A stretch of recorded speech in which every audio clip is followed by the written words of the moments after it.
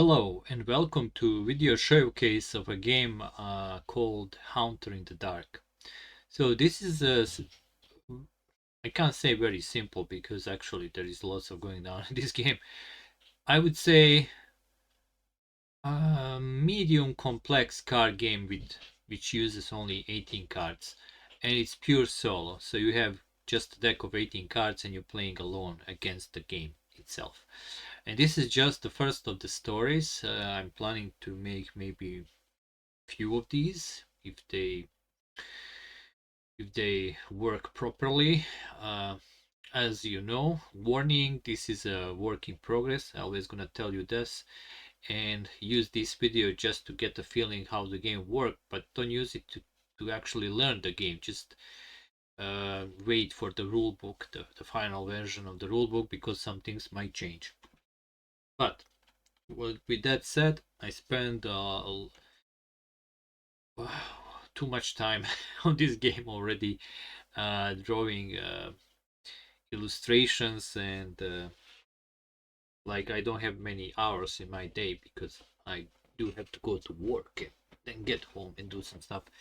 But anyway, last night around 1 o'clock in the morning, I actually finished this. It was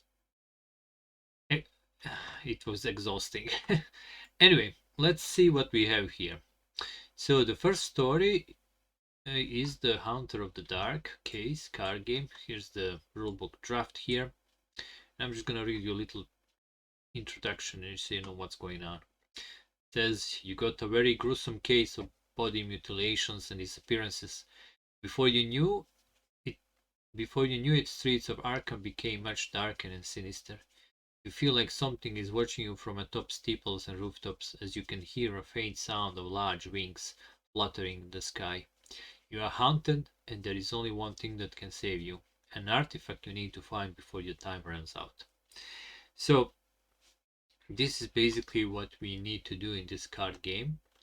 And here's to win. We must banish Hunter of the Dark to save a pitiful life. And to do this, we must have a shining trapezohedron in our reserve and be able to use its free action. And that's only one win condition. Similar to Rage Mode, you have a tight winning condition you have to perform for this card game, and there are 4 losing conditions. So if I have 2 or more sanity or health damage in my terror pile, I'm dead, and games end immediately. I accidentally burn Shining Trapezohedron or Hunter in the Dark. You'll see what the burning means. Or if I drew Hunter in the Dark after I use a evade action, because I just think I evaded him and then I draw him and he takes me away and that's it. End game. Or I have burned 2 cards of the same symbol. Alright, so that's my losing conditions. And this is like your play field, an explanation how you're gonna set your game. We have the field here of like where the 3 cards always gonna be. We have the encounter deck. This is where we keep sacrificed cards in the sacrifice pile. I'll explain all of this, just showing you your playing field. This is your discard pile. Both of these are face down, both of these are face up, and this is your reserve, and you can carry like up to 2 curios, which are basically items, characters, anything can be curio. So the deck consists of 3 types for now of stuff. We have a curios, monsters, and perils. And this is the Hunter in the Dark. He's actually a peril, not a monster, and you'll see why. And he has a terror effect, which I'm going to explain later on. So let's set up the game, and then I'm going to show you a little how the turn works. So setup is quite simple. We set aside Hunter in the Dark. We shuffle this deck, this encounter deck, and then we draw 3 cards from it. We spread it in the field, and we start playing our first turn. Or if you like to change the difficulty of the game, although the game is already difficult, you can shuffle a deck, discard 1 to 3 cards in your discard pile, depending how much you want to make your card game difficult. Then you shuffle the Hunter in the Dark. Yeah, you always shuffle him before drawing, after drawing those 3 cards. So let's do the setup without any difficulty settings. As I said, set him aside, the main villain, shuffle this, draw three cards. Oh, interesting. And then shuffle him into the encounter deck. And you're ready to start. So he's inside and he's gonna jump out together with some other monsters. Alright, so this is the field. This is the encounter deck. This is where I'm gonna keep cards I sacrifice. On this side, I keep my discard pile, which is also face down, and right of the discard pile is my terror damage. That's the damage of health and sanity I can take. And in front of me is my reserve. And if you have to burn cards, you can place them above. Doesn't really matter, or somewhere aside, as long they are face up and you can see what you actually burned. All right, now that we set up the game, let's see what we can do during our turn. So game turn is simple. We use one common action and any number of uncommon actions is possible. If there are any peril or monster cards in the field after we finish doing our action, then we test for the terror effects and resolve any terrors. We then refill field up to 3 cards from the encounter deck, or if the field is full for some reason, you have to discard. So this is not optional. You have to discard up to 2 cards, so 1 or 2. You can choose which one, and then you refill the field. So there will always be different cards in the field. And if you have to draw a card from encounter deck to refill the field or to pay for any action, because in this game you actually have to pay with other cards for the actions, and you don't have enough of them, you shuffle everything, sacrifice pile, discard pile, terror damage, everything into the new encounter deck, and then draw 3 cards. But we're gonna do that later as we play. Just this is important how the game turn works and what are player actions. So a player can only do one common action, and we can use additional free actions if we have any cards in the reserve from them. And I'm gonna show you the cards. Common actions are investigate, sacrifice, or evade. So one of those 3 we can do it once. And then any free actions we can do multiple, once per card, but you can, if you have more cards with free actions, you can use them all if you want. Uncommon actions are free actions from reserve. That's and I'm gonna explain the rest, but let's go back. Let's go back to the field so I can show you some cards. And this is basically I draw it on my first turn. This is what we are looking for. So this is a very important card for this scenario. It's a shining trapezohedron. So let's look what we have on the card. Let's get a bit closer. So this is the damage, which can be sanity or health, which if you take some terror damage, you draw a card from the top of your encounter deck and you place it in your terror damage pile. So depending, there are 2 types of damage, sanity or health. If you draw the second one, so if I have 1 sanity and I draw the second one, I'm by the end of that turn, if I don't do something to remove it, I'm dead. Same thing with the health. So you can have 1 sanity and 1 health damage before you drawing the next, which will kill you. Cards also have the cost, which is represented by these symbols, and there are 6 symbols in this game. They have names, so I'm gonna just show them and explain to you. Cross, gate, trauma, haunter, eclipse, and elder sign. Elder sign, you will see him most of the time in other card games of these types, because this is also wild. So elder sign can replace any other symbol. So for this card game we have these, but later on we might have some of these symbols and the new ones, because this game I played it a bit, it actually worked quite good. So I could make like many stories, many Lovecraftian stories. I can do maybe, I don't know, Curious Case of Dexter Ward, or maybe, I don't know, Call of Cthulhu or Shadow over Innsmouth. I can do whatever right now, and then I can introduce more of these symbols, similar to Arkham Horror LCG. All right, so this is the cost, which I pay from the bottom. So every card on the bottom has an icon which you can use to sacrifice that card. So for instance, if I want to take the Shining Trapezoidron into my reserve, I have to pay this cost, and which means I have to sacrifice other cards which have the symbols I need. So here's actually Eclipse, which I need. I don't have the Haunter, and this can be anything. So I can sacrifice Eclipse and this card as instead of Elder Sign, because Elder Sign is wild, but I'm lacking this one. So I will not be able to actually purchase this card by sacrificing these two. Also, every card has a little letter. C is for Curio, M is for Monster, and P is for Peril. Then every card has a test value, the number in the center, because these are used, but not on the Curios, only on the Monsters and Perils. But since you're drawing these cards to test other cards, they all have to have these numbers. And you'll see how that works. I'll explain that. Also, each card on the top part, right below the image, has an action you can use your investigate to do. So you can burn, you can exhaust, and you can cycle. Right now we have just burning and exhausting here.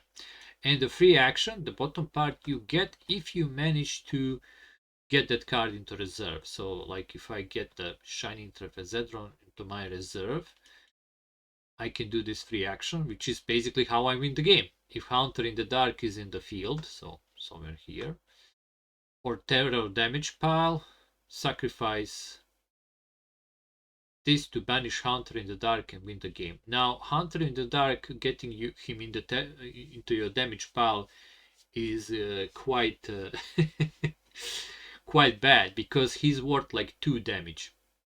So he can be 1 sanity, 1 health, meaning anything you draw after that, you're dead. So if he's in your terror damage pile, you better do this action during that turn, otherwise you're probably gonna die. So you banish him. You have to sacrifice these symbols from other card to banish him. So it's not easy to do so. And I must say, this game is pretty hard. It's well, Ragemore was like you could beat it if you learn. Well, I guess if you learn most of these cards, you can form some kind of strategy. But think of this game as a constant manipulation between these 4 decks basically and cards in the field. You'll see how it works because we're gonna play a few turns. All right, so I have the Shining Trapezoidron.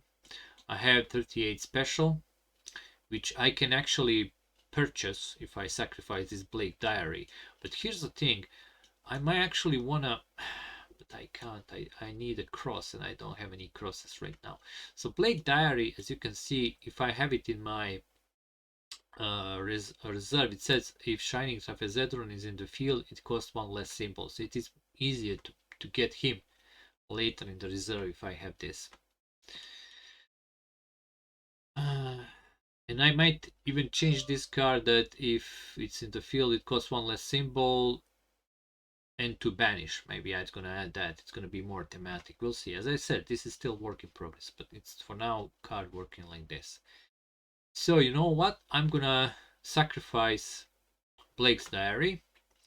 So whenever you sacrifice a card, it goes either from the field, from your reserve, from the sacrifice pile, because you can even sacrifice the top card from a sacrifice pile, because you can see the top card with the icon, or from the top of your discard pile, which is kind of scary because then you don't know which is the next icon.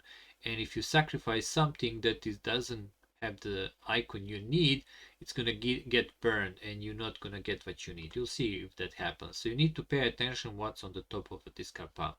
As I said, in this game you have to be really focused. But right now I'm gonna sacrifice Blake Diary, so it goes here. Use this little icon, which is trauma icon, to get 38 special into my reserve, which can hold up to 2 cards. So I got a pistol basically. And that's it. I can only do 1 action, and I cannot use free actions during the same turn when I purchase this card.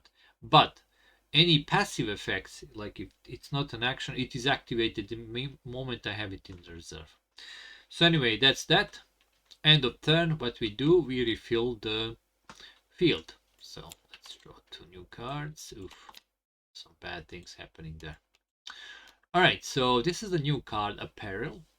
Perils are similar to monsters, so they can be activated if I don't do something with this peril. If it stays in the field, it will, terror effect that it has here will activate. And it's gonna, well, let's see what it does. It says discard one card from your reserve or take one terror damage. So I can choose, but if I don't have a card, I take a terror damage. I would lose my pistol right now. Now, pistols, this one, there is a free action, says exhaust one card to discard one monster from the field. Or discard 13 special and all monsters from the field. So I can kill many monsters with it. So I either one monster by exhausting a card. You'll see what the exhaust means. Basically just discarding it. Exhaust and discard is the same stuff. Or I can discard 38 special and kill every monster in the field. The perils are different than the monsters because if they activate, they will go to discard pile, but if they don't activate, it's still gonna go into discard pile. So that's something like jumps out of you and then goes away, either activated or not. Monsters actually stays in the field until you manage to remove them somehow. They're really bad. All right, so let's see what we have. We have a kerosene here. Check and use the top action, but burn is a bad action because when you burn cards, you have to burn a card from a field to use it, which is not that bad because if I use this option, I can burn this mutilated body with a kerosene thematic just to remove it from a game. Now here's the thing: when you're burning cards, they are out of the game, so you will place here. There are no such cards. Well, maybe I made some and I forgot. That you can bring them back into the game. So that if they're out for good and you're lowering the number of the cards you can use, which is gonna make those monsters to come out at you pretty quickly. And remember that if I burn another cross, I lose the game well, by the end of the turn I lose the game. So right now I don't want to burn any more crosses if I choose to use the kerosene.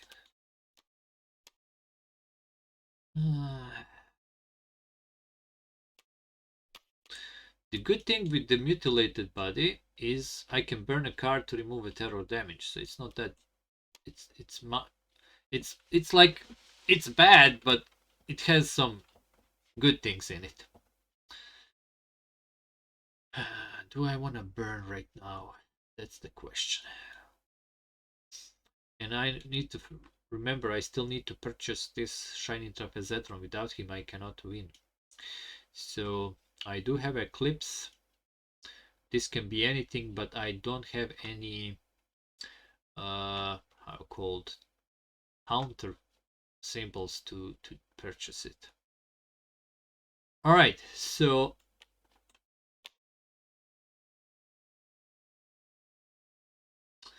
I will burn it. I will burn because I don't want to lose this gun. I will investigate using this action. Cycle all cards from the field, then refill the field. Oh, actually, wait, no. I'm gonna lose Trapezetron if I cycle them. Well, you know what? In this case, I'm actually thinking to do nothing. I'm not gonna use my action. Any of the action, you can do that. I'm just gonna end the turn, just like in Rage where you can opt to do nothing. And now we have to test this peril. So this is how we test peril on monsters. We draw a top card from a deck, we flip it, and we're checking the number. So if the number is equal or higher than the number of the cards we're testing, the terror effect's gonna happen. In this case, yes, 2 is higher than 1. So we place these cards on the bottom of the deck after we test it, so immediately, and then we resolve the terror effect. It says discard one card from your reserve or take 1 terror damage. So I will discard my 38 special, sadly. And then, end of the turn, any perils will go away, so they get also discarded. But I need to remember that the cross is on the top. Okay, let's remember that. All right, and now we refill the field and go to the next turn. Crooked Cup. Alright, so this curio is like has a good action here. Cycle 2 means cycling cards from a discard pile into encounter decks. When you cycling cards, you place them on the bottom of the encounter deck in order of your choice.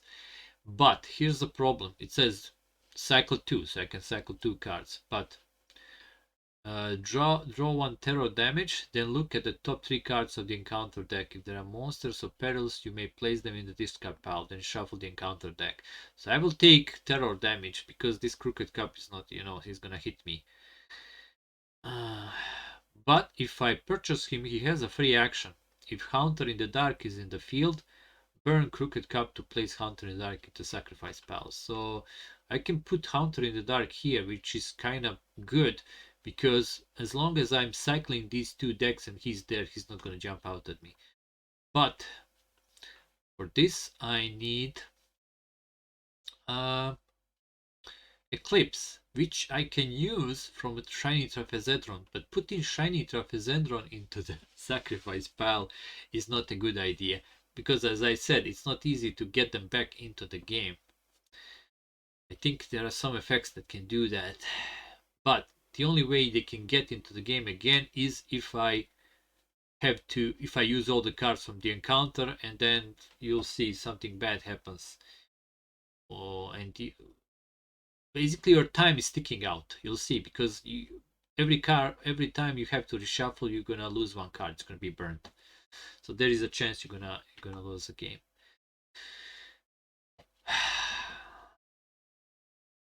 So I will actually risk it here.